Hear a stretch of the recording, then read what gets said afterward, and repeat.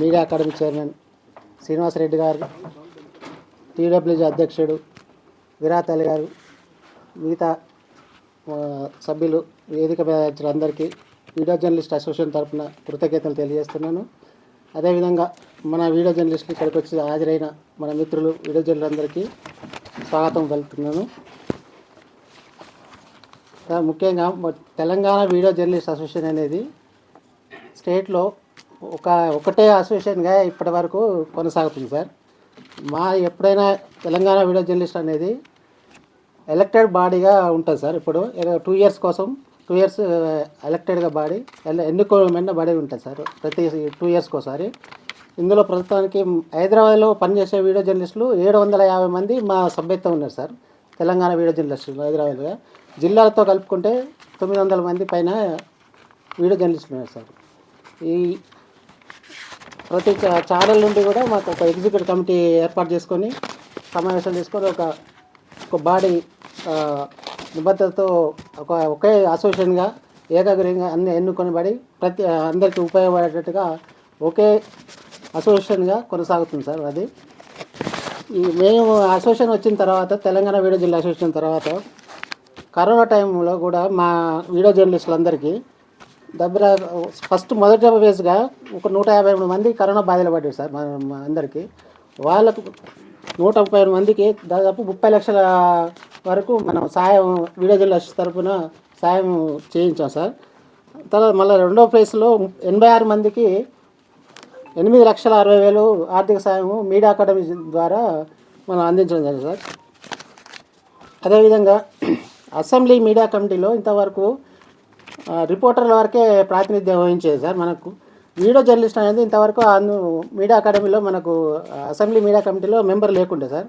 మేము వచ్చిన తర్వాత మళ్ళీ మా అసోసియేషన్ ద్వారా ఒక వీడియో జర్నలిస్టులను కూడా అందులో ఉండేటట్టుగా ఒక జీవో తీసుకొచ్చి ఇప్పుడు ప్రతిసారి ఆ కమిటీలో ఒక వీడియో జర్నలిస్ట్ ఉండేటట్టు కూడా మా అసోసియేషన్ దానికి కృషి చేసింది సార్. తర్వాత అదేవిధంగా ఈ ప్రభుత్వం ఇచ్చే గవర్నమెంట్ మిషన్ కాకతీయ అవార్డ్స్ కానీ ఇంకేమైనా అవార్డ్స్ ఇచ్చినప్పుడు ఒక స్టోరీకి వెళ్తే ఒక రిపోర్టర్కే అవార్డు ఇచ్చేది, అది కెమెరామెన్కు ఇవ్వకపోయేది సార్. అది కూడా అసోసియేషన్ తరఫున కూడా ఒక విజయం సాధించి ఈ వీడియో జర్నలిస్ట్కి కూడా అవార్డు కూడా వచ్చేటట్టు కూడా లాస్ట్ టైం సంవత్సరం నుంచి కంటిన్యూ అవుతుంది సార్. అది కూడా మా వీడియో జర్నలిస్ట్ అసోసియేషన్ తరఫునే జరిగింది సార్. అది తర్వాత ఇప్పుడు చనిపోయిన ఎక్కడేషన్ ఉండి కూడా యాక్సిడెంట్లో చనిపోయిన కుటుంబాలు ఉంటాయి సార్. అది ఇంతవరకు ఇది కార్మిక శాఖ నుంచి 5 లక్షల బెనిఫిట్స్ ఒకటి ఉండేది సార్. అది మా యాక్చువల్గా ఎవరికి ఎక్కువ దాని మీద అవగాహన లేక ఇవ్వలేదు ఇంతవరకు. మేము మొదటిసారిగా వచ్చినాక మా వాళ్ళకి 5 లక్షల ఎక్కడేషన్ ఇన్సూరెన్స్ కంపెనీ తిరిగి అన్నీ చేయించి ఆ కుటుంబానికి 5 లక్షల చెక్కు ఇంటికి వెళ్ళి ఆ వీడియో జర్నలిస్ట్ కుటుంబాలకు అందించాము సార్ మా అసోసియేషన్ తరఫున 2 కంపెనీలతో. ఆ విధంగా ఆదేశం చేశారు. అదేవిధంగా ఎక్కడేషన్లో మన వీడియో జర్నలిస్టులు ఉద్యోగం కోల్పోయి ఇండిపెండెంట్గా కొంచెం బయట పని చేసుకుంటూ ఉద్యోగం కోల్పోయిన ఫ్రీలాన్స్ వీడియో జర్నలిస్టులకు కూడా దాదాపు 130 మంది మీడియా అకాడమీ దగ్గర ఎక్కడేషన్ కార్డులు కూడా అర్హులైన వాళ్ళందరికీ ఇప్పించగలిగాం సార్. అది కూడా తర్వాత అసోసియేషన్ తర్వాత కొన్ని హెల్త్ క్యాంపులు, డ్రైవింగ్ లైసెన్స్ మేళాలు, కుటుంబాలు ఏమైనా హాస్పిటల్లో ఉంటే కూడా వాళ్ళు పరామర్శించి వాళ్ళకి ఆర్థిక సహాయాలు అవి అని కూడా అసోసియేషన్ ద్వారా ఇలాంటి కార్యక్రమం కూడా అసోసియేషన్ ఏర్పాటు చేస్తారు ద్వారా. ఈ అన్ని కార్యక్రమాలు కూడా మా మిత్రులు వీడియో జర్నలిస్టులు అందరూ కూడా మాకు ఎల్లప్పుడూ తోడుగా ఉండి ప్రోత్సహిస్తూ ఎప్పుడైనా మీటింగ్ ఏది చేసినా కానీ మేము ఉన్నామని మాకు తోడ్పాటు కూడా మా వీడియో జర్నలిస్టులు కూడా మాకు ఇన్ని సంవత్సరాలు కూడా మా తోడుగా ఉన్నారు సార్. వాళ్ళకు కూడా ప్రత్యేక అభినందనలు తెలియజేస్తున్నాను సార్. ఇక ముఖ్యంగా మాకు సంబంధించి కొన్ని సమస్యలు కూడా ఉన్నాయి, మీ దృష్టికి తీసుకొద్దామని అనుకుంటున్నాను సార్. ఇంకా ఏం లేదు సార్, హెల్త్ కార్డుల విషయంలో కొంచెం మా జిల్లా వాళ్ళు కానీ ఇక్కడి నుంచి కానీ హెల్త్కి ప్రాబ్లం ఉంటే వాళ్ళు రావడానికి ఇక్కడ ఎవరు సంప్రదించాలి, ఏ హాస్పిటల్కి వెళ్ళాలి, ఎక్కడైనా హాస్పిటల్లో కొన్ని గైడ్లైన్స్ ఇస్తారా, మనకు ఎవరు ఉండరు అనేది అదొకటి ప్రాబ్లం ఉంది సార్ మాకు కొంచెము. అంటే మా ఉన్న పరిధిలో ఇప్పటివరకు అయితే మేము చేసుకొచ్చాము, కానీ అసలు ఒక కమిటీలా ఏదన్నా హెల్త్ కార్డు ఇక్కడ జిల్లా నుంచి కానీ ఇక్కడ ఎవరికైనా హాస్పిటల్ ఏదైనా ప్రాబ్లం వచ్చినప్పుడు వాళ్ళకు ఏదైనా అయితే గైడ్లైన్స్ ఇవ్వడానికి ఒక కమిటీ కానీ ఏదైనా ఒక మెంబర్ని ఏదైనా ఏర్పాటు చేస్తే వాళ్ళు మనం సంప్రదించే వాళ్ళకు ఈ హాస్పిటల్కి సంబంధించిన ఏమైనా సాయం చేయడానికి వీలుంటుంది సార్. ఆ ఒక విషయంలో ఒకటి హెల్త్ పరంగా అదొకటి అదొకటి మీ దృష్టికి వస్తుంది సార్. అదొకటి చేయాలని కోరుతున్నాను సార్. ఇక ఇళ్ల స్థలాలు అనేది ఇక తెలుసు సార్, మన వీడియో జర్నలిస్టులు అంటే జీతాలు కానీ వాళ్ళ శాలరీ ఎట్లా ఉంటుందో మీ అందరికి తెలిసిందే, మరి కొత్త చెప్పనక్కర్లేదు. ఆ విషయంలో కూడా కొంచెం ఇళ్ల స్థలాలు కానీ ఏదైనా గవర్నమెంట్ ఇచ్చినప్పుడు ప్రత్యేకంగా ఒక వీడియో జర్నలిస్ట్ దృష్టిలో పెట్టుకొని అందరికీ గంటకు మాకు ప్రత్యేక దృష్టి పెట్టుకోవాలని ఎవరికి కోరుకుంటున్నాం సార్. తర్వాత ఫ్రీలాన్స్ కూడా కొంతమంది మన కరోనా టైంలో చాలామందికి జాబులు తీసేశారు సార్. ఆ వీడియో జర్నలిస్టులు కూడా కొంతమంది చాలామంది ఉన్నారు బయట. ఈ మధ్య ఎక్కడేషన్ ఇచ్చే సమయంలో కూడా వాళ్ళు కూడా దృష్టిలో పెట్టుకొని ఎక్కడేషన్లు ఫ్రీలాన్స్ ఎక్కడేషన్లకు కూడా వీడియో జర్నలిస్టులకు అర్హులైన వాళ్ళందరికీ ఇప్పించాలని అదొకటి మా తరపున కోరుకుంటున్నాం సార్. ఇంకోపోతే అసెంబ్లీ మీడియా కమిటీలు కానీ అసెంబ్లీ కమిటీలో తర్వాత ఎక్కడేషన్ కమిటీలో కానీ వీడియో జర్నలిస్టులకు ప్రాతినిధ్యం ఇవ్వాలని ఇదిగా గవర్నమెంట్ ఏదైనా అవార్డులు ఇచ్చినా సరే వీడియో జర్నలిస్టులు కూడా ప్రాతినిధ్యం ఇచ్చేటట్టు దృష్టిలో గవర్నమెంట్కు మీ ద్వారా విన్నవించకూడదు సార్. అదే వీడియో జర్నలిస్టులు కూడా దృష్టిలో పెట్టుకోవాలని. తర్వాత అదేవిధంగా మీడియా అకాడమీ గవర్నిటీ బిల్లు బాడీ ఉంటుంది కదా సార్, గవర్నింగ్ బాడీలో దాంట్లో కూడా వీడియో జర్నలిస్టులను కూడా ఒక మెంబర్ని మా దాంట్లో కూడా తీసుకోవాలని దృష్టిలో వేస్తున్నాం సార్. తర్వాత విధంగా ప్రతి వీడియో జర్నలిస్ట్ ఇప్పుడు ప్రత్యేక శిక్షణ తరగతులు కూడా మీడియా అకాడమీ ద్వారా ఏర్పాటు చేస్తే మళ్ళీ ఇంకా నైపుణ్యం కానీ ఇంకా లేటెస్ట్ ఏమైనా ఉన్నా కానీ అలాంటివి ఏమన్నా ఏర్పాటు చేస్తే మాకు ఉపయోగకరంగా ఉంటుంది. ఆ శిక్షణ తరగతులు కూడా ఏర్పాటు చేయాలని మీడియా అకాడమీ ద్వారా కోరుకుంటున్నాం సార్. తర్వాత ఉద్యోగం ఇప్పుడు ఆల్రెడీ చాలామంది ఉద్యోగం కోల్పోయి చాలామంది బయట వీడియో జర్నలిస్ట్ చాలామంది ఉన్నారు సార్.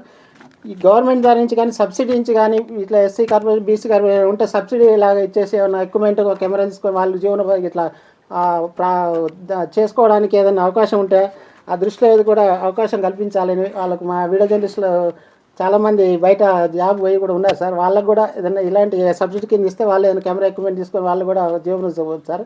అదొకటి దృష్టి చేద్దాం సార్. తర్వాత ఈ వీడియోగ్రఫీ డే అనేది ఒకటి ఫోటోగ్రఫీ డే లాగా ఉంటుంది. అది మనం కూడా ఒకటి ఏర్పాటు చేసుకుని ఒక ఎగ్జిబిషన్ లాగా ఒకటి మీ తరఫున ఒకటి చేస్తే ఆ రోజు మేము కూడా ఎగ్జిబిషన్ వీడియోగ్రఫీ డే లాగా చేసి ఒక ఎగ్జిబిషన్ లాంటి ఛాయాచిత్ర ఉత్తమ చిత్రాలను ఏర్పాటు చేసి అవార్డులు ఇచ్చే కార్యక్రమం కూడా పెడదామని అనుకుంటున్నాం సార్. అలాంటివి కూడా ఏమైనా ఉంటే మా సైడ్ చేస్తే మీ మాకు చేస్తే మేము కూడా అది చేసి ఎట్లా చేయాలనేది మీ సలహా సూచన వరకు అది కూడా ఒక ఏర్పాటు చేసుకుని ఒక డే చేసి ఉత్తమ చిత్రాలను కూడా ఎవరైనా తీసుకుంటే అది కాల్ఫార్ చేసి బెస్ట్ వీడియోగ్రాఫర్ అది కూడా ఇద్దామని ఫోటోగ్రఫర్ లాగా అది ఒకటి అనుకుంటున్నాం సార్. అది కూడా మీ దగ్గర మీద నుంచే సాగాలని కోరుకుంటున్నాం సార్. ఇక భద్రత విషయాలు కూడా ఈ మధ్య దాడులు బాగా జరుగుతున్నాయి సార్. కూడా అది కూడా ఉద్యోగ భద్రత కూడా ఉండే ఆ విషయంలో కూడా కొంచెం చొరవకి ఒక గమనించి ఒక భద్రత కల్పించాలని వీడియో తరఫున ప్రత్యేకంగా అది కోరుకుంటాను సార్. ఇక ఎందుకంటే మా దగ్గర అందరికీ అదే సార్. Thank you. ఇంతకంటే మాకేం లేదు సార్. ఇవన్నీ మంచి వీడియో జర్నలిస్ట్ తరఫున ప్రత్యేకంగా దృష్టి పెట్టి మాకు కల్పించాలని కోరుకుంటున్నాను sir. Thank you very much. ఇక్కడ నుండి ఇవాళ నుండి మీరంతా మా కుటుంబ సభ్యులు కనుక మా కుటుంబ సభ్యులందరికీ తన శిరస్సు వహించి ఉద్యమాభివందనాలు తెలుపుకుంటున్నాను. ఎందుకంటే చాలా రోజుల నుండి మిత్రులు నాగరాజు హరీష్తో ఇంకా ముఖ్యమైన బాధ్యతతో దాదాపు ఒక 6 ఏళ్ల నుండి 7 ఏళ్ల నుండి నేను అడుగుతున్నా ఏంటంటే మంచి ప్లాట్ఫామ్లో పనిచేస్తున్నారు మీరు. ఒక చిత్తశుద్ధి అంకిత భావంతో ట్రేడ్ యూనియనిజంతో ఎట్లా పనిచేయాలనో ఆ నియమాల వల్లకి అనుకూలంగా పనిచేస్తున్నారు మీరు. కొంచెము ఈ మాలాంటి ఒక 60 ఏళ్ల చరిత్ర ఉన్నటువంటి ఒక ఆర్గనైజేషన్తో ఉంటే ఇంకా బలంగా ఉంటుంది, రాష్ట్రంలో బలమైన సంఘం మనది ఉంటుందని చెప్పి మేము వారిని కోరడం జరిగింది. వాళ్ళు కూడా పాపం మొత్తం అన్ని పరిశీలించి వాళ్ళంత తొందరగా తీసుకోలే. మా పుట్టుపూర్వ తరాలు జిల్లాలలో ఎంక్వైరీ చేసుకొని మొత్తం చేసినాక చివరికి వాళ్ళకి తేలిందంటే రాష్ట్రంలో పనిచేస్తున్న అంకిత భావంతో నిస్వార్థంగా పనిచేస్తున్న యూనియన్కి ఇది ఒక్కటే కనుక మేము ఖచ్చితంగా మీతో పనిచేస్తామని కానీ వాళ్ళు అప్పుడు వచ్చారు కనుక వాళ్ళని మనస్ఫూర్తిగా ధన్యవాదాలు తెలుపుకుంటున్నాను.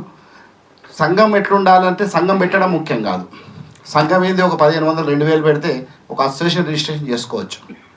అసోసియేషన్ రిజిస్ట్రేషన్ చేసుకొని మనం గమనిస్తున్నాం. ఇవాళ ఒక విజిటింగ్ కార్డు పట్టుకొని జేబులు వేసుకొని అధ్యక్షుడు నేనని సెక్రటరీకి పోతే మన ఏఎన్పిఆర్ కమిషనర్ గారు అంటున్నారు 100 మంది వస్తున్నారు, నేను ప్రెసిడెంట్ నేను సెక్రటరీ రకరకాల సంఘాల పేర్లు జర్నలిస్టులతో వస్తున్నారు అని చెప్పి. అది సంఘాలు కావు, అవి ఆ వ్యక్తులుగా వాళ్ళు క్రియేట్ చేసుకున్నటువంటి సంస్థలు. అవి సమూహంగా జర్నలిస్టులకు ఉపయోగపడే సంస్థలు కావాలి. అవి ఎక్కడుంటే ఎట్లా పనిచేస్తాయి ఆ సమూహాలు అన్నప్పుడు ఇవి ఇట్లా పనిచేస్తాయి. వీడియో జర్నలిస్ట్ ఎట్లా పనిచేస్తుంది అట్లా పనిచేస్తాయి. అందుకే ఇవాళ ఇంతమందిని కూడగట్టడం అంటే మామూలు ముచ్చట కాదు. ఒక 700 మంది హైదరాబాద్లో సభ్యులు, అట్లాగే రాష్ట్ర వ్యాప్తంగా అన్ని జిల్లాలు నెట్వర్క్ కలిగి ఉంది మన సంఘానికి, మన అసోసియేషన్కి. దాని వెనుక కృషి ఎంత జరిగితే తప్ప ఈ సక్సెస్ఫుల్గా ఇంత రిజల్ట్ రాదు. చాలా శ్రమించి ఉంటారు. ముఖ్యంగా మిత్రులు ఎప్పుడు చూస్తుంటా నాగరాజు హరీష్ ఎవరన్నా రాగానే మాకు ఇది వర్తిస్తాను మాత్రం ఫోన్లో మాట్లాడుతుంటారు, ఒత్తిడి చేస్తూనే ఉంటారు. ఏదైనా సంక్షేమం గురించి గవర్నమెంట్ ఇట్లా ప్రకటించబోతుంది అనగానే మనతో ఫోన్లు చేసి ఇది ఎంతవరకు ఉంటుందని మాట్లాడుతుంటారు, ఇక్కడికి వచ్చి కలుస్తుంటారు. అది మీ సంక్షేమం కోసం నిజాయితీగా చిత్తశుద్ధితో వాళ్ళు ఎంత పని చేస్తున్నారో అది ఒక ఉదాహరణగా మీకు చెప్తున్నాను నేను. ఇవాళ అంతా బాగా ఆర్గనైజ్ చేసి ఆ డైరీ చూసిన 2023లో అప్పుడు నాకు డైరీ తెచ్చిస్తే ఏ పేజీలో చూసినా ఒక సంక్షేమ కార్యక్రమం ఉంది. హెల్త్ క్యాంపులు ఇప్పుడు మన మిత్రుడు చెప్పిన చాలా తక్కువ, దీనికన్నా ఎక్కువ ఇంకా కార్యక్రమాలు కానీ కొన్ని చెప్పిండు మన మిత్రుడు నాగరాజు. చాలా అద్భుతమైన కార్యక్రమాలు. ఎక్కడ కూడా వీడియో జర్నలిస్టు అసలు ఏంది వాళ్ళు అసంతృప్తిగా కనిపించలే నాకు వీళ్ళున్న సభ్యులు. అంటే మా కోసం మా నాయకత్వం పనిచేస్తుంది అనే ఒక విశ్వాసాన్ని చూరగొన్నారు, 3 అక్షరాల విశ్వాసాన్ని. అది గొప్ప విషయం. భవిష్యత్తులో డెఫినెట్గా మీరు ఎలక్ట్రానిక్ మీడియా సరే వర్కింగ్ జర్నలిస్ట్ చట్టం పరిధిలో ఇంకా కూడా ఈ పాలకులు చేర్చాలని ఎంత అన్నప్పటికీ కూడా చేర్చలేనప్పటికీ మేము మాత్రం మా అసోసియేషన్ ద్వారా దేశంలో ఉన్న ఇండియన్ జర్నలిస్ట్ యూనియన్ మీ సంక్షేమం కోసం కూడా ఉండాలని చెప్పి మిమ్మల్ని కూడా వర్కింగ్ జర్నలిస్ట్గా ఉండాలని మనమే తొలుత తెలంగాణ రాష్ట్ర విభజనకు ముందే ఆంధ్రప్రదేశ్ ఉమ్మడి రాష్ట్రంలోనే అప్పుడు ఏ సంఘాలు లేవు, ఏ దుకాణాలు లేవు, ఏది ఇంత ఇప్పుడు జర్నలిస్టుల సంఘం అని చెప్పుకుంటున్న వాళ్ళు ఎవరు లేరు. తొలుత మనమే ఎలక్ట్రానిక్ మీడియాకు కూడా వాళ్ళని కూడా వర్కింగ్ జర్నలిస్ట్గా గుర్తించింది. భారతదేశంలో తొలి సంఘం ఏంటంటే ఉమ్మడి రాష్ట్రంలో ఆంధ్రప్రదేశ్ వర్కింగ్ జర్నలిస్ట్ యూనియన్. అందుకే ఇవాళ మిత్రుడు మన రాములు కూర్చొని ఉన్నారు, తను డిప్యూటీ జనరల్ సెక్రటరీ. మన యూనియన్లో డిప్యూటీ జనరల్ సెక్రటరీ పదవి ఎవరు ఎందుకోసం పెట్టినామంటే అది ఎలక్ట్రానిక్ మీడియాకు చెందిన వాళ్ళకి ప్రాతినిధ్యత ఇచ్చే లక్ష్యంతో. అదే కాదు మిగతా కార్యవర్గంలో కూడా ఆఫీస్ బేరర్స్లో ఎలక్ట్రానిక్ మీడియాకు ప్రత్యేకంగా కేటాయించడం జరిగింది. డిప్యూటీ జనరల్ సెక్రటరీ కేటాయించింది. అక్కడ వేరే ప్రింట్ మీడియా వాళ్ళు పోటీ చేసే దానికి ఆ పదవులకు వచ్చే అర్హత ఉండదు వాళ్ళకు. బికాస్ ఎలక్ట్రానిక్ మీడియాకు ఒక ఐడెంటిటీ తేవాలని 2013లోనే ఈ నిర్ణయం తీసుకుంది మన ఉమ్మడి రాష్ట్రంలో మన సంఘం కర్నూలులో జరిగినటువంటి కార్యవర్గ సమావేశంలో. అంటే అప్పటి నుండి ఇప్పటి వరకు మా ఐజే జాతీయ కార్యవర్గ సమావేశాల్లో కూడా ఎప్పుడు ఎలక్ట్రానిక్ మీడియా విషయాలు చర్చ జరుగుతుంటుంది, గుర్తింపు తేవడానికి ప్రయత్నాలు జరుగుతున్నాయి. ఇవన్నీ జరుగుతున్న క్రమంలో నేను అనుకుంటా బహుశా భారతదేశంలోనే బహుశా వీడియో జర్నలిస్ట్కి ఇంత స్ట్రాంగ్గా ఒక అసోసియేషన్ ఫామ్ అయింది ఇదే అని నేను అనుకుంటున్నాను. ఎందుకంటే ఎలక్ట్రానిక్ మీడియా జర్నలిస్ట్ అసోసియేషన్ చూస్తున్నాం మనం. చాలా చోట్ల ఫోటో జర్నలిస్ట్ అసోసియేషన్స్ ఉన్నాయి దేశంలో, జాతీయ స్థాయిలో ఉన్నాయి, రాష్ట్రాల్లో ఉన్నాయి. కానీ వీడియో జర్నలిస్ట్ అని ఒక దగ్గర కూడగట్టి వారిని ఒక ఉద్యమం వైపు నడిపించేది మాత్రం తెలంగాణలో వీడియో జర్నలిస్ట్ అసోసియేషన్గానే నాకున్న అవగాహన ప్రకారం అయితే నేను అది చెప్పగలుగుతున్నాను. అయితే ఈ సిస్టమ్ బాగుంది. ఏంటంటే ఎగ్జిక్యూటివ్స్ని పెట్టుకోవడం ఎప్పటికప్పుడు, కార్యవర్గ సమావేశాలు, మళ్ళీ ఇయర్లీ ఒకసారైనా ఒక సర్వసభ్య సమావేశాలు పెట్టుకోవడం. అంటే ఒక ట్రేడ్ యూనియన్ నిర్మాణం ఎట్లుండాలో మీ అసోసియేషన్ అది చేయడం అనేది నన్ను బాగా అట్రాక్ట్ అయింది, బాగా ఆకర్షించింది. అదే దిశలో సంక్షేమ కార్యక్రమానికి మీరు చేస్తున్న కృషి కావచ్చు. ఇప్పుడు చాలా సమస్యలు చెప్పారు, సరే సమస్యల మీద దాని మీద మేము మాట్లాడలేము అని సమస్యలకు పూర్తిగా, కానీ వారు ఏ పోరాటం చేసినా ఈ సమస్యల పరిష్కారం కోసం ఒక తల్లి లాంటి ఆర్గనైజేషన్గా మీ వెనుక ఉంటుంది.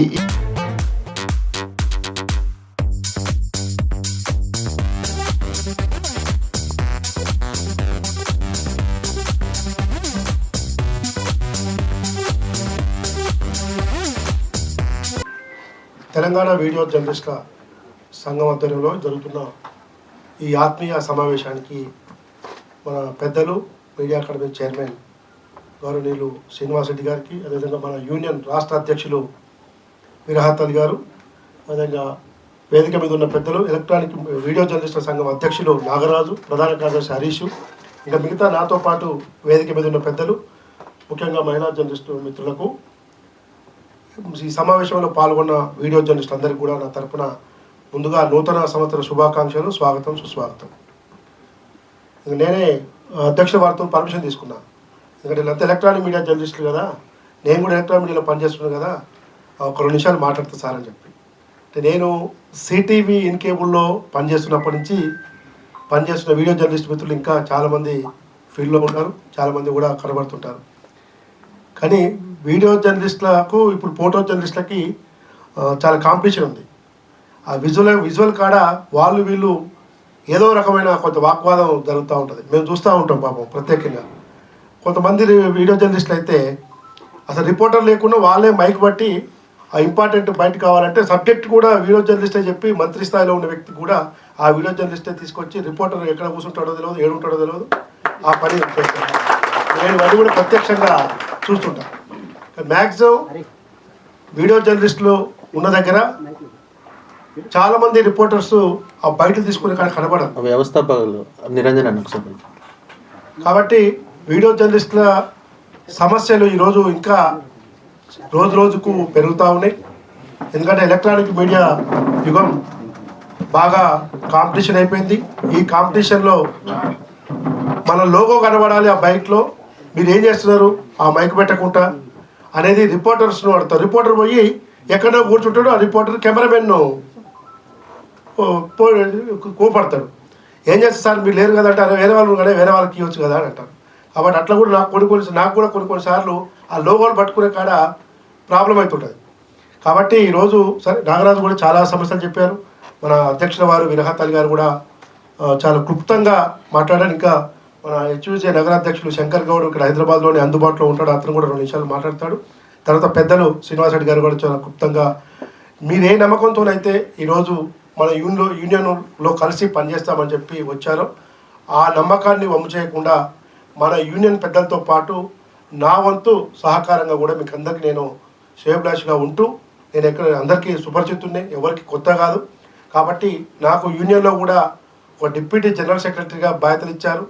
ఏదో పోస్ట్ తీసుకొని ఒత్తుగా కూర్చోవడం అనేది కూడా నాకు మంచిది కాదు, ఇచ్చిన వాళ్ళకు మంచిది కాదు, పని తీసుకునే వాళ్ళకు కూడా మంచిది కాదు. కాబట్టి ఏదున్నా మన అందరం అన్నదమ్ముల్లాగా ఇప్పటివరకు ఎట్లా కలిసి రిపోర్టర్లను కానీ వీడియో జర్నలిస్ట్ కానీ మన హరన్న ఫోటోగ్రాఫర్ జర్నలిస్ట్ కానీ ఇంకా మిగతా పెద్దలందరం ఏ విధంగా కలిసి పనిచేస్తున్నామో ఈ సంవత్సరంలో కూడా అందరం కూడా కలిసిమెలిసిగా పనిచేసి మనకున్న సమస్యలని మనకున్న పరిధిలో గవర్నమెంట్ ఇచ్చే సంక్షేమ కార్యక్రమాల్లో కానీ ఇతర మీడియా అకాడమీ తరపున వచ్చే సంక్షేమ కార్యక్రమాలు కానీ మనకున్న అవకాశాలను వినియోగించుకొని సద్వినియోగం చేసుకొని ఆ దిశగా అందరం ముందుకు పోదామని తెలియజేస్తూ మీకు అందరికి మరొకసారి ధన్యవాదాలు తెలియజేస్తూ ముగిస్తున్నాను.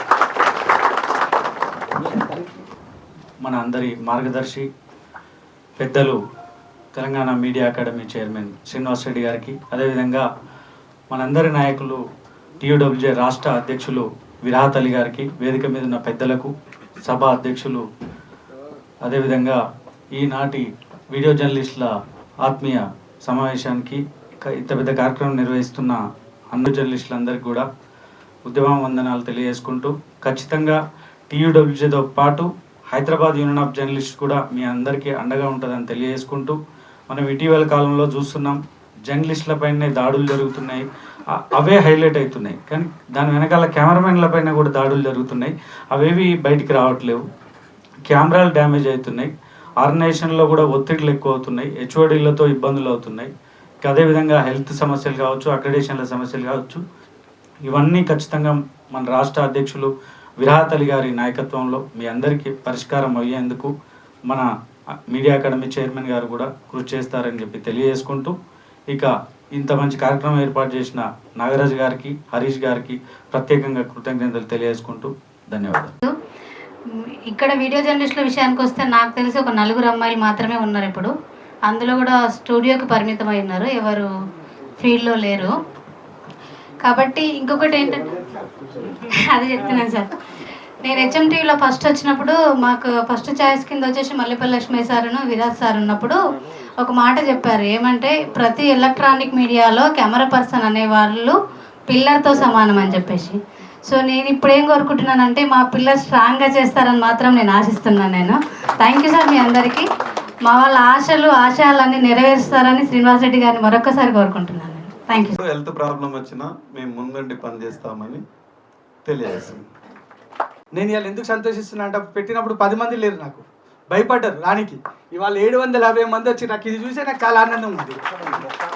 మొక్క అప్పుడు నేను చిన్న మొక్క పెట్టినా చాలా మంది నన్ను తిట్టిరు, ఏం చేస్తున్నావు అన్న, ఇది అవసరమా, మనకి మేనేజ్మెంట్లతో చాలా ఒత్తిడి నాకు కూడా వచ్చింది అప్పట్లో. కానీ ఉద్యమం మీద ప్రేమతో నేను అప్పుడు ఒక స్టెప్ వేసిన. అప్పుడు పాపం చనిపోయిన ప్రకాష్ నాకు బాగా సపోర్ట్ చేసిండు, తిరుపతి చాలామంది ఉన్నారు ఇప్పుడు, చాలా సీనియర్లు, రోషన్ చాలామంది, కొందరు పేర్లు మర్చిపోతే ఏమనుకోకన్నా చాలా గ్యాప్ వచ్చింది నాకు కూడా. కాకపోతే ఇవాళ సంతోషం ఏంటంటే ఆ రోజు నేను పెట్టింది ఈరోజు ఇంత పెద్దగా అయితే నేను అనుకోలేదు. దయచేసి మీరు కూడా మా యొక్క ఏదైతే అసోసియేషన్ ఉందో మీరు మనస్ఫూర్తిగా సపోర్ట్ చేయాలి వీళ్ళకి. ఎందుకంటే నేను చాలా గ్యాప్ వచ్చేసింది, నాకు 7-8 years గ్యాప్ వచ్చేసింది మీడియాకి. అయినా సరే నేను 24 hours నేను నాగరాజు నాతో మాట్లాడుతుంటాడు, ఏం చేయాలి ఎట్లా చేయాలంటుంటే నాతో నైనట్టు నేను సాయం చేస్తూనే ఉన్నా. కెమెరామెన్లకి ఏమైనా ఆర్థికంగా ఎంతైనా నాతో పాటు నేను చేసుకుంటా ముందుకు వచ్చాను. ఈ అవకాశం ఇచ్చినందుకు పెద్దలకి, నాగరాజు గారికి, అందరికీ ధన్యవాదాలు తెలియజేస్తున్నాను. శుభాకాంక్షలు కరెక్ట్గా అన్నారు. ఇంతమంది వీడియో జర్నలిస్ట్ని ఒక చోట చూడడం చాలా చాలా స్ఫూర్తిదాయకంగా ఉంది. మాకు ఉమెన్ కమిటీ పెట్టిన తర్వాత మేము చేద్దామని కార్యక్రమాలు అనుకుంటూ ఉన్నాము. ఎప్పుడైతే వీళ్ళందరూ మాట్లాడుతున్నది వింటుంటే మాకు ఎంతో ఇన్స్పైరింగ్గా అనిపిస్తుంది. ఇప్పుడు ఇవాళ రోజు జర్నలిజం అంటే విజువల్సే ఎక్కువ, visuals are more important. So ఇట్లాంటి సమయంలో మీరందరూ ఇలా TUWJకి అనుబంధంగా ఉండి వర్క్ చేస్తున్నారు. ఈ సమస్యలన్నీ చాలా ఉన్నాయి, వీటి మీద వర్క్ చేద్దాము. మేము కూడా మహిళలు ఇంకా చాలామంది ఉన్నారు. మా మల్లీశ్వరి ఒక పెద్ద ఇన్స్పిరేషన్. సో మహిళా జర్నలిస్టులకు, వీడియో జర్నలిస్టులకు కూడా మేము మా వంతు సహాయాన్ని, మా వంతు సపోర్ట్ని ఇస్తాము. వాళ్ళందరినీ కూడా మీరు కూడా మీ యూనియన్లో కూడా చేర్చుకొని వాళ్ళతో కూడా వర్క్ చేయాలని నేను కోరుకుంటున్నాను. Thank you so much. నేను రిపోర్టర్గా చాలా సంవత్సరాలు పనిచేశాను. నాతో వీడియో జర్నలిస్టులకు కూడా చాలా అనుబంధం ఉంది. కొంతమంది నాతో పనిచేసిన వాళ్ళు కూడా ఉన్నారు. అయితే ఇవాళ సరైన సమయంలో సరైన నిర్ణయం తీసుకున్నారని నేను అనుకుంటున్నాను. ఎందుకంటే మీరు సరైన సమయంలోనే యూనియన్తో మీరు అనుబంధం ఏర్పరచుకోవడం, శుభాకాంక్షలు మీ అందరికీ. నూతన సంవత్సరంలో ముందడుగు వేశారు. మన మీడియా అకాడమీ చైర్మన్ గారు శ్రీనివాసరెడ్డి గారు మీకు అండదండగా ఉంటారు. అదే కాకుండా మన TUWJ అధ్యక్షులు విరాతలి, ఇంకా మన బాధ్యులు రాజేష్ గారు, రాములు, మీరందరూ మీ సమస్యలు ఏమైనా ఉంటే తప్పకుండా పరిష్కరిస్తానంగా మీకు నేను ఒక అభినందనలు తెలియజేసుకుంటాను. రిపోర్టర్లు, కెమెరామెన్లు తక్కువేం కాదు. అంటే రిపోర్టర్ల కంటే మీరు ఇప్పుడు ముందు మీరు కెమెరా కన్ను లాంటి వాళ్ళు, ముందు మీరుంటున్నారు. అసలు మీరు లేదే వీడియో లేదు. వీడియో అంటే ఎలక్ట్రానిక్ మీడియా లేదు. విజన్ అనేది మీరే. అంటే ప్రతి ఒక్కరు మీరు తీస్తేనే తప్ప మీరు బ్యాక్ నుండి ముందుకు నడిపిస్తున్నారు ఎలక్ట్రానిక్ మీడియా. అంటే అందరూ మీరు వీడియో తీస్తే తప్ప ఆ రిపోర్టర్ ప్రతిభ కనబడదు. మీరు వెనుకుండి ముందుకు నడిపిస్తున్నారు. కాబట్టి మీరే అసలు ప్రధాన భూమిక. మీకు తగిన గుర్తింపు రావాలి. మీ సమస్యలు కూడా పరిష్కారానికి మేమంతా ఉంటాం. ప్రెస్ క్లబ్లో మీరు సగం మంది ఉన్నారని తెలియజేయడానికి గర్వపడుతున్నాను.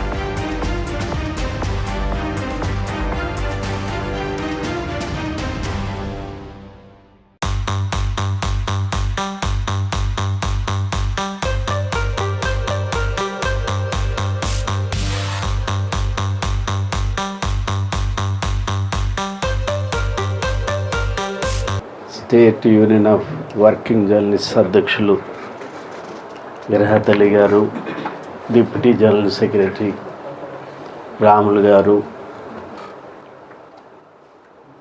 జర్నలిస్టుల్లో ఉన్న వివిధ సెక్షన్లకు నాయకత్వం వహిస్తున్న మిత్రులందరికీ, వేదిక మీద ఉన్న మిత్రులందరికీ, మీ అందరికీ నమస్కారాలు. నూతన సంవత్సర శుభాకాంక్షలతో పాటు రానున్న సంక్రాంతి శుభాకాంక్షలు తెలియజేసుకుంటున్నాను. గతంలో ఉమ్మడి రాష్ట్రంలో ఈ సెక్షనల్ సంఘాలకి వ్యతిరేకులు జర్నలిస్ట్ ఒక్కరే, వర్కింగ్ జర్నలిస్ట్. ఈ వర్కింగ్ జర్నలిస్ట్ కింద ఎడిటర్ మొదలు కింద ప్రూఫ్ రీడర్ వరకు మధ్యన పనిచేసేటటువంటి డెస్క్లో పనిచేసేటువంటి సబ్ ఎడిటర్స్, బయట లెగ్ వర్క్ చేసేటటువంటి రిపోర్టర్సు, ఫోటోగ్రాఫర్సు, ఒకటే చట్టం. వర్కింగ్ జర్నలిస్ట్ అంటే working journalist act, working journalist అంటే అందరూ వస్తారు. దీంట్లో సెక్షన్స్ ఉన్నాయి. Editor will head the organisation. Newspaper ఇండస్ట్రీలో 3 వర్గాలు ఉంటాయి. ఒకటి ఎడిటోరియల్, 2 అడ్మినిస్ట్రేషన్, 3 ప్రింటింగ్. ఈ 3 వర్గాలలో ఎడిటోరియల్ వింగ్ అంటే all journalist will come under the working journalist act. That includes editor, sub editor, news editor, principal correspondent, chief of the bureau, chief, ఆ తర్వాత proof reader, photographer, cartoonist, లైబ్రరీని కూడా journalist act కిందకు వస్తారు, news పేపర్లు పనిచేసేటటువంటి. కానీ దురదృష్టం ఏమిటంటే గత 10-15 సంవత్సరాలుగా ఈ ఎలక్ట్రానిక్ మీడియా ఆవిర్భావం తర్వాత వీరు చేసే పని వర్కింగ్ జర్నలిస్టుల పనే కాబట్టి ప్రింట్ మీడియాలో పనిచేసే వర్కింగ్ జర్నలిస్టుల మాదిరిగానే ఎలక్ట్రానిక్ మీడియా జర్నలిస్ట్ కూడా వర్క్ చేస్తారు. కాబట్టి either make it working journalist act providing electronic media also, దాంట్లో ఎలక్ట్రానిక్ మీడియాని కూడా చేర్చాలని చెప్పి కోరారు. లేదా డిఫరెంట్ చట్టాన్నన్నా తీసుకురావాలని కోరుతూ వస్తున్నాం. వర్కింగ్ జర్నలిస్ట్ యాక్టు 1955లో పార్లమెంట్ ఆమోదించింది. ఆ పార్లమెంటు ఆమోదించటానికి జస్టిస్ రాజ్యాధ్యక్ష అని చెప్పి సుప్రీంకోర్టు జడ్జి నాయకత్వాన అనేక మంది ప్రముఖులతో సభ్యులుగా ఫస్ట్ ప్రెస్ కమిషన్ ఏర్పాటు చేసింది గవర్నమెంట్ ఆఫ్ ఇండియా 1950స్లో. 52 ఆ ఫస్ట్ ప్రెస్ కమిషన్ స్వతంత్రం రాకముందు మీడియా అంటే ప్రెస్సే కదా, న్యూస్ పేపర్సే ఉండేది. ప్రెస్ రూల్ మారిపోతుంది. స్వతంత్రం రాకముందు స్వతంత్రం కొరకు పోరాడారు, మీడియా స్వతంత్రం కొరకు పోరాడింది. మీడియా స్వతంత్ర పోరాటాలను ఉత్సాహపరిచే రీతిలో, ప్రజలను ఉత్సాహపరిచే రీతిలో వార్తలు, వ్యాసాలు, కథనాలు రాసేది. స్వతంత్రం వచ్చింది కాబట్టి 47 తర్వాత role of the media, role of the press has been changing. మన దేశము అభివృద్ధి, రాజకీయాలు, ప్రజల భావాలను రిఫ్లెక్ట్ చేయాలి కాబట్టి దీనికి ప్రత్యేక చట్టం కావాలని చెప్పి అనేక మంది పెద్దలు కోరారు.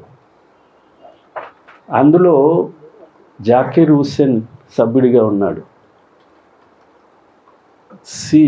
మన రాజ్యాంగం రూపొందించటంలో కీలకంగా పనిచేసినటువంటి అంబేద్కర్ ఈజ్ లీడర్. దాంట్లో పనిచేసిన రావు గారు మెంబర్గా ఉన్నారు. దీంట్లో మన చాలామంది ఆ తర్వాత they became the politicians, presidents of India. దీంట్లో ఈ కమిటీలో ఉన్నవాళ్ళు. మన తరఫున వర్కింగ్ జర్నలిస్ట్ యూనియన్ ఒకటే ఆ రోజుల్లో. మీరు ఎప్పుడైనా జూబ్లీ హిల్స్ వైపు ఖచ్చితంగా వెళ్ళి ఉంటారు. జర్నలిస్ట్ కాలనీ, జూబ్లీస్ జర్నలిస్ట్ కాలనీ, ఏ కాలనీ దగ్గర ఒక విగ్రహం పెట్టాము. ఆ ఏ కాలనీ పేరు చలపతిరావు నగర్.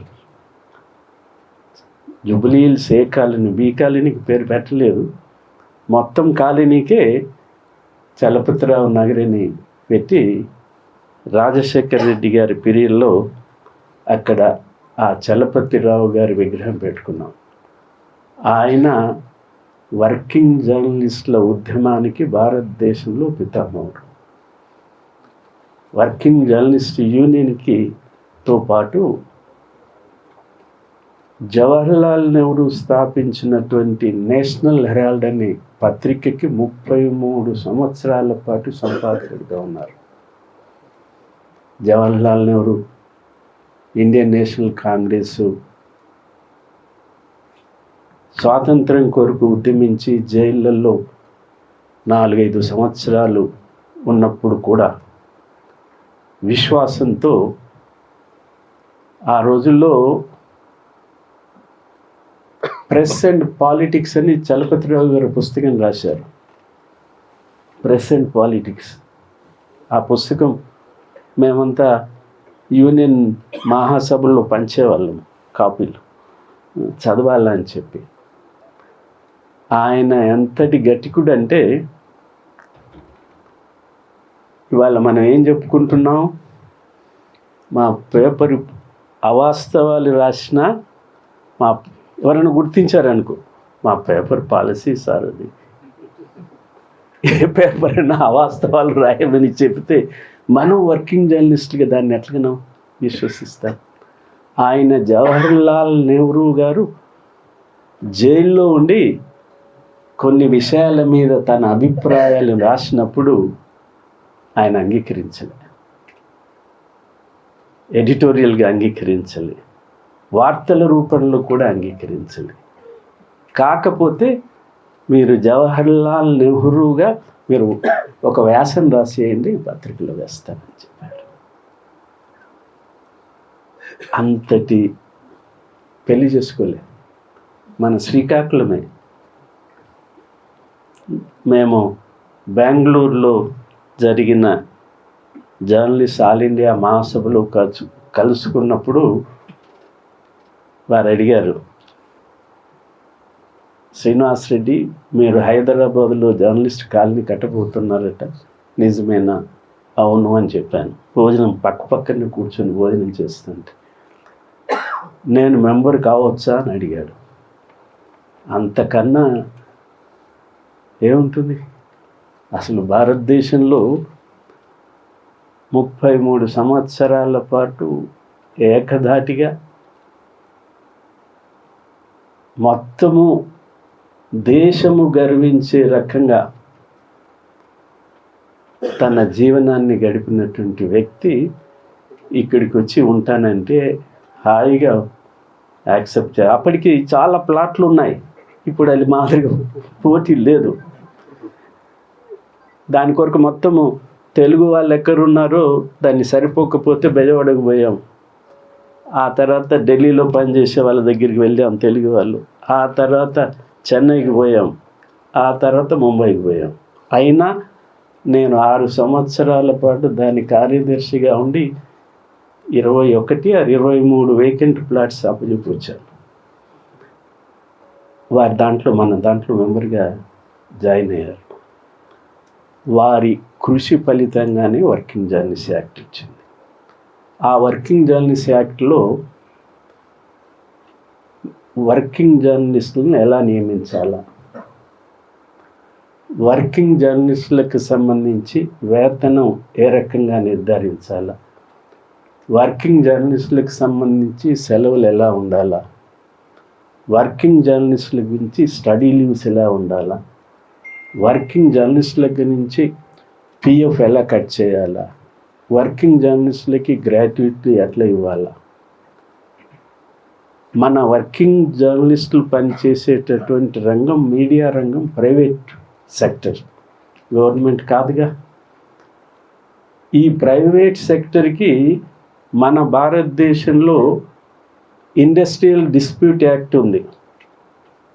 ఒక వర్కరు, ఒక షాప్ ఎంప్లాయీ, ఒక హెచ్ఎంటీ లేదు,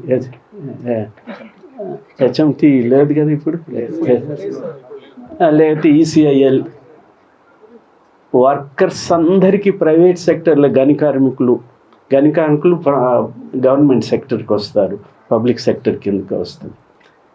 steel industry, pharmaceutical industry, any ఇండస్ట్రీకి అందరికీ సంబంధించి ఒక చట్టమే, అది ఇండస్ట్రియల్ డిస్ప్యూట్ యాక్ట్.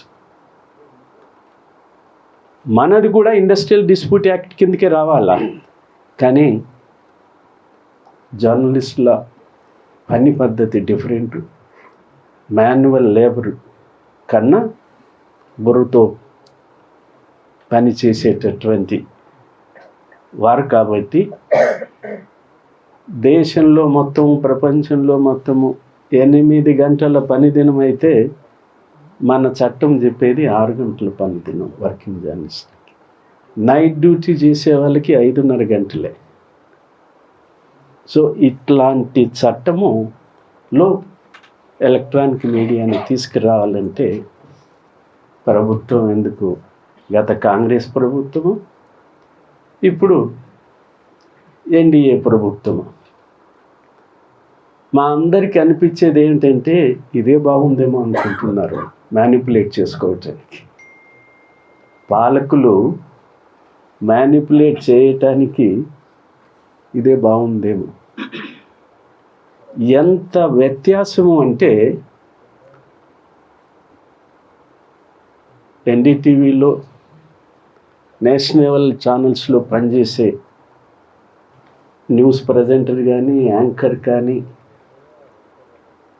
ఎంత ఉంటుంది చెప్పండి నాగరాజ్? ఆమె పేరేం పేరు అమ్మా? ఎన్డీటీవీలో పనిచేసిన బర్ఖాదత్ ఎంతో తెలుసా? 25 లక్షలు. కెమెరామెన్ ఎంతో తెలుసా?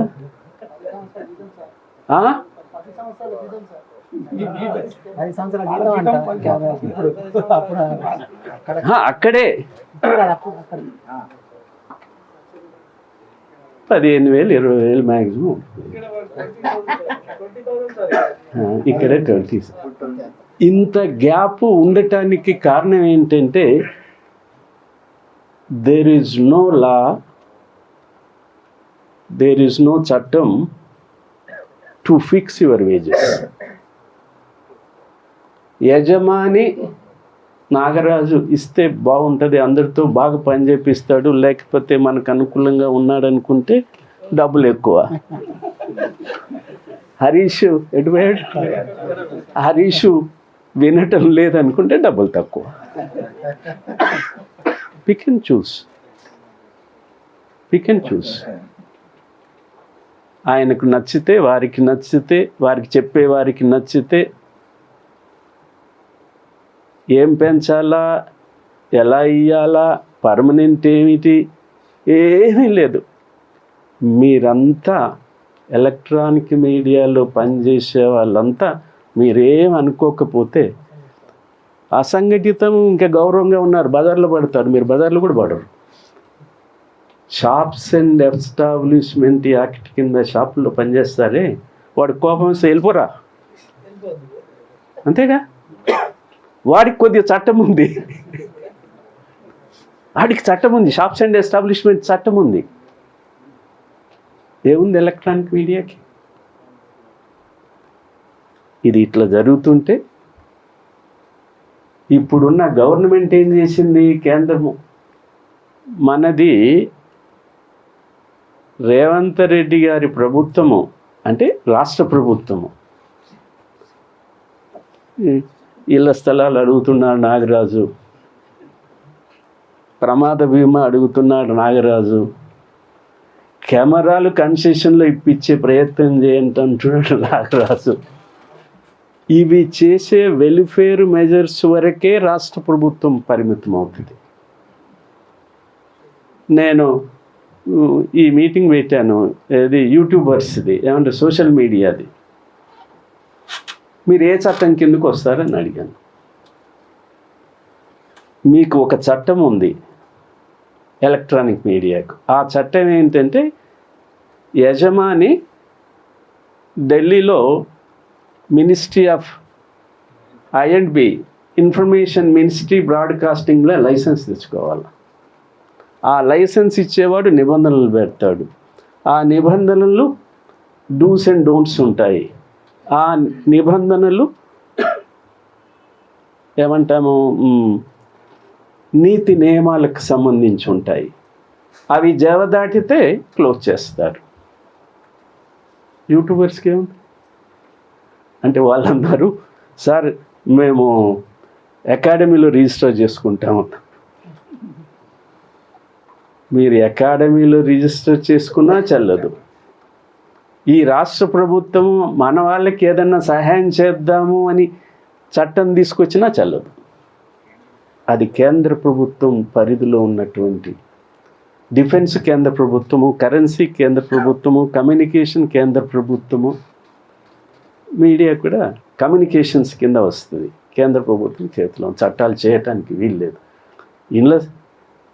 ఇండ్లు ఇస్తామంటే సుప్రీంకోర్టు వచ్చింది.